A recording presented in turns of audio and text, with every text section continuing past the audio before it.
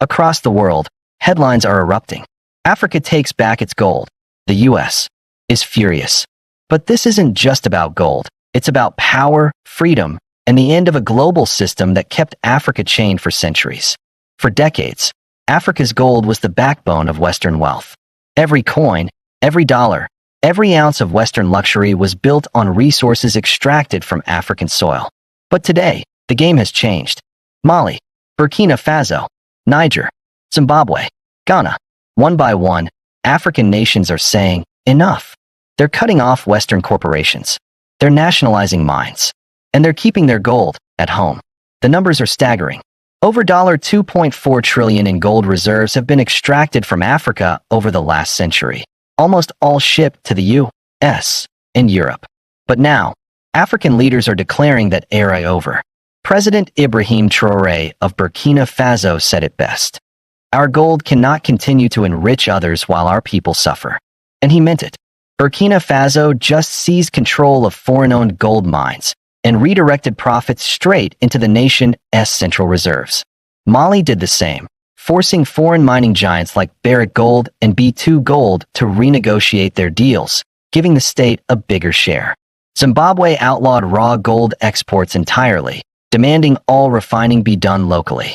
The message is loud and clear. Africa is done being robbed. And that's what's terrifying Washington. Because the moment Africa stopped exporting its wealth, the West lost its lifeline. The US dollar, for decades, has been supported by African resources. Oil from Nigeria, gold from Ghana, uranium from Niger, all priced in dollars, all propping up America's global dominance. But now, Africa is pulling the plug, and the consequences are shaking the world's financial core. Let's look at what's really happening behind the scenes.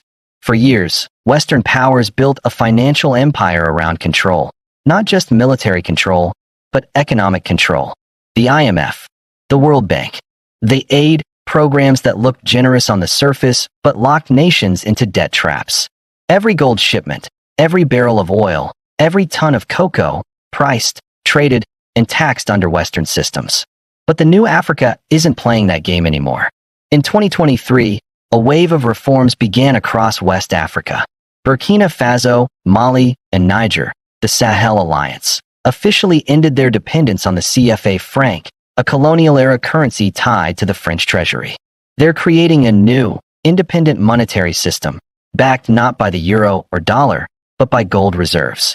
That's right, gold is coming back as Africa's new standard. Central banks from Ghana to Tanzania are quietly stockpiling bullion. Zimbabwe launched a gold-backed digital currency. Ghana's central bank started paying for oil imports directly with gold instead of dollars. This single move sent shockwaves through global markets. Because if African nations stop using the dollar for trade, the US loses its greatest weapon, the petrodollar system. America's dominance isn't built on factories or innovation anymore. It's built on the dollar's control over global trade.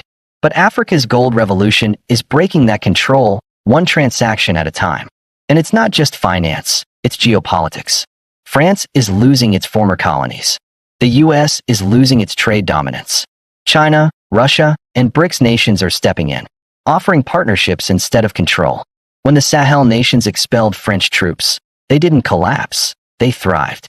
They took back their resources, redirected profits into schools, roads, and local industries. And suddenly, for the first time in modern history, African wealth is staying in Africa. The transformation is massive. Billions in gold are being processed locally. Refineries are being built in Mali, Ghana, and Tanzania. Local workers are being trained to run mines and manage exports. This isn't just an economic shift, it's a psychological one. For decades, the West told Africa it couldn't stand alone, that it needed Western management to prosper. Now, Africa is proving them wrong, on a scale never seen before. The numbers tell the story. Africa's gold production is up 34% since 2022. Intra-African gold trade has doubled. Local refining capacity has tripled. The money once flowing into Western banks is now circulating across African economies. Meanwhile, in Washington and Brussels, panic is setting in. Because this isn't just about gold, it's about global influence. The dollar is slipping. Western corporations are losing access. and African nations are gaining leverage. In the last year alone, over 40 new trade deals were signed between African countries, completely bypassing Western intermediaries. The African Union and BRICS alliance are working to build a new payment system, one that allows countries to trade using local currencies and gold.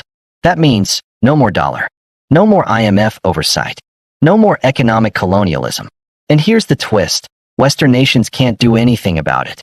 They can't threaten military intervention, not without risking global backlash. They can't use sanctions, not when Africa holds the world's key minerals. They can't buy influence, because the new African leaders aren't selling out. What we're witnessing is the most significant power shift in 200 years. Africa isn't just rising, it's reclaiming. And the US? It's watching the foundation of its dominance crumble, quietly, steadily, and irreversibly. Africa's gold revolution is more than an economic shift, it's a declaration of independence. For generations, Africa's wealth built the West. But now, Africa's wealth will build Africa. The West's frustration is growing because they can't control this new movement. This isn't a protest, it's progress. This isn't rebellion, it's rebirth. From the gold mines of Mali to the trade ports of Ghana, from the refineries of Zimbabwe to the vaults of Tanzania, Africa is rewriting the story of global power. And this time, the ending belongs to Africa. Because when a continent that holds over 60% of the world's gold reserves decides to keep its treasure, the old world order trembles. The US can protest. Europe can panic. But nothing will stop what has already begun. The gold is back where it belongs. And so is Africa's power. Globe showing Europe-Africa collision, this is the dawn of a new golden age. The rise of a continent that finally owns its future.